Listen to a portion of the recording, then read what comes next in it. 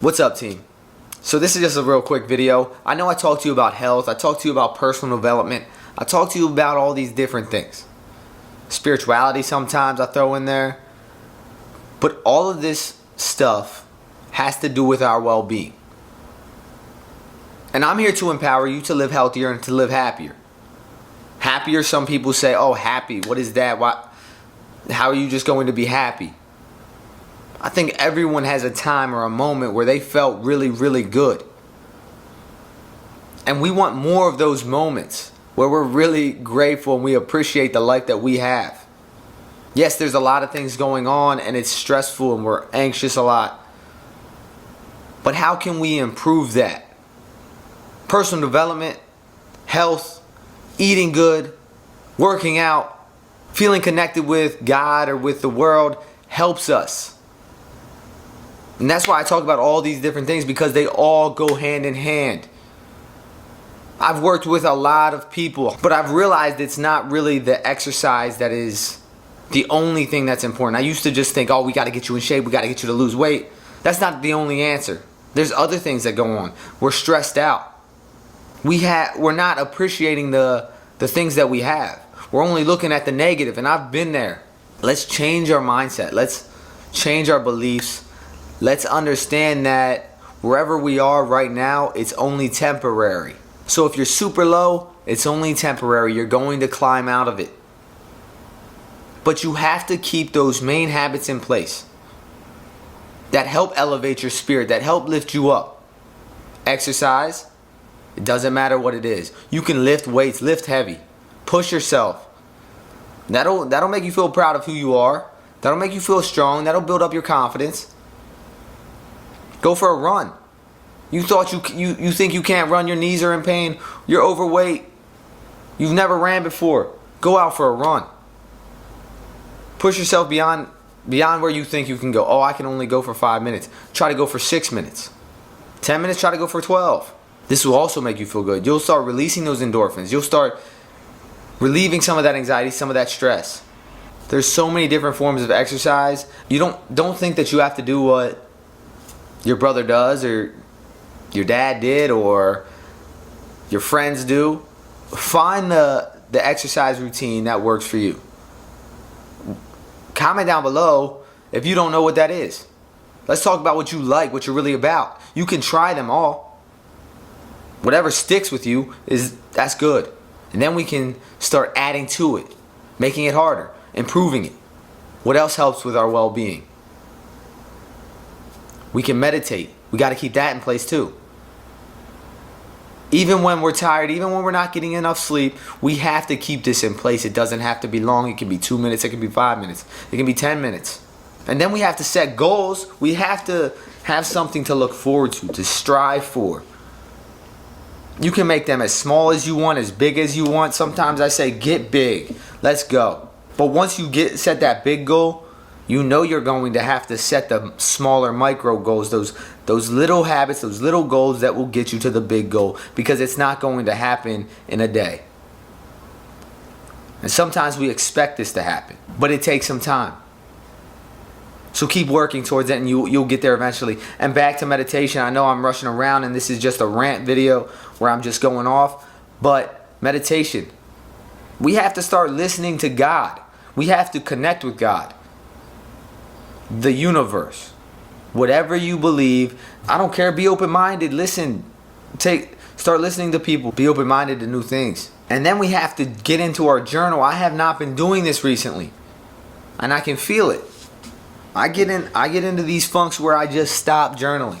I still meditate. I still visualize. I still exercise, but I haven't made time to journal, and I know that I need to. It's actually affecting my creativity.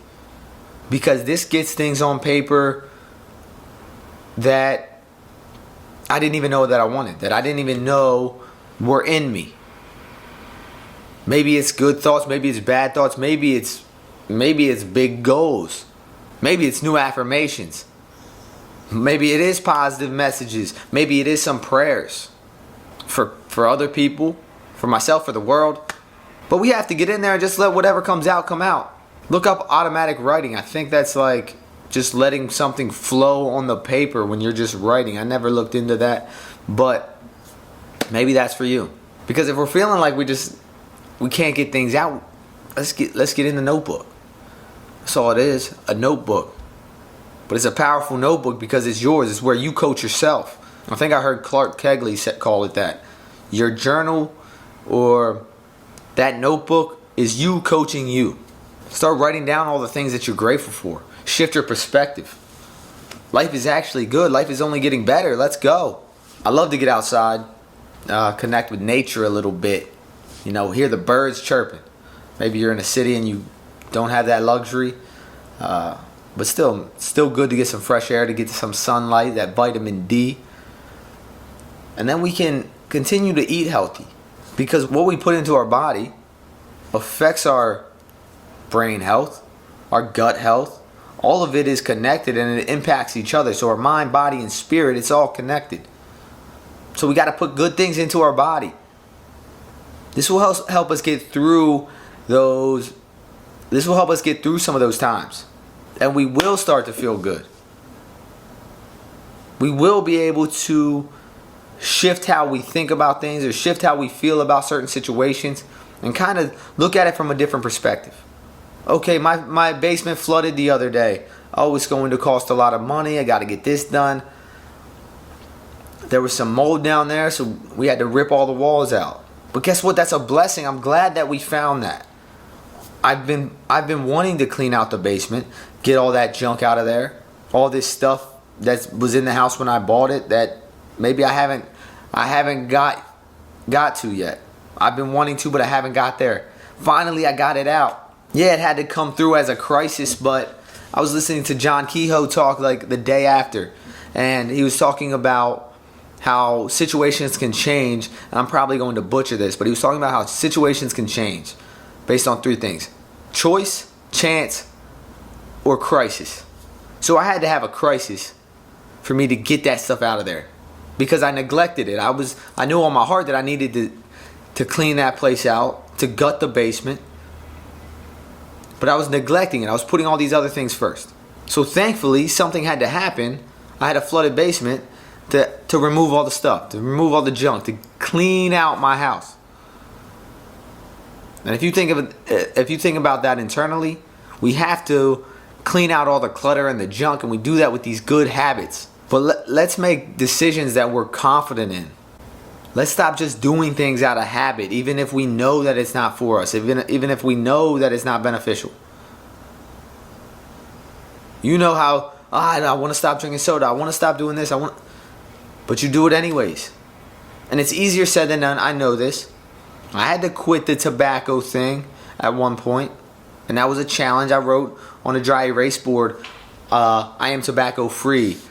And that was in like 2015 or something like that. And it wasn't until 2019 that I actually was tobacco free.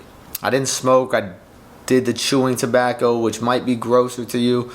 It is what it is. It's part of my journey. But my intention for this video is just to tell you that even if you're low,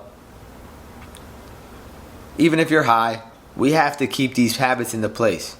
And I know it's easy to fall off the wagon.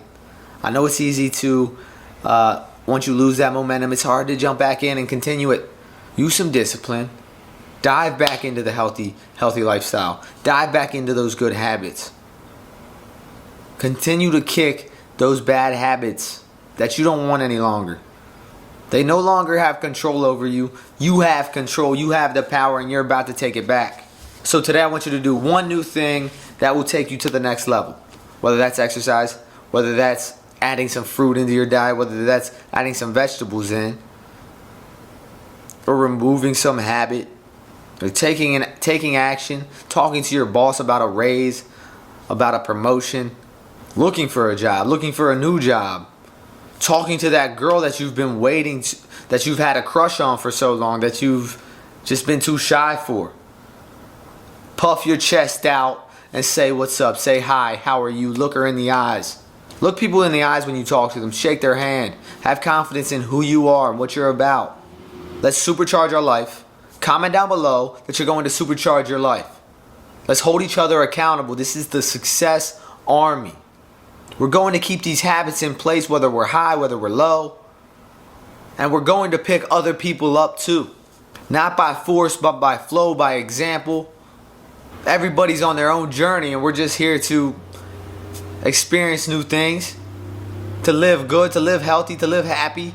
Just don't be scared to get uncomfortable. Don't be scared to make changes. And don't be scared to go after what you want. You deserve it. So keep these habits in place. Protect your well-being. Protect your energy.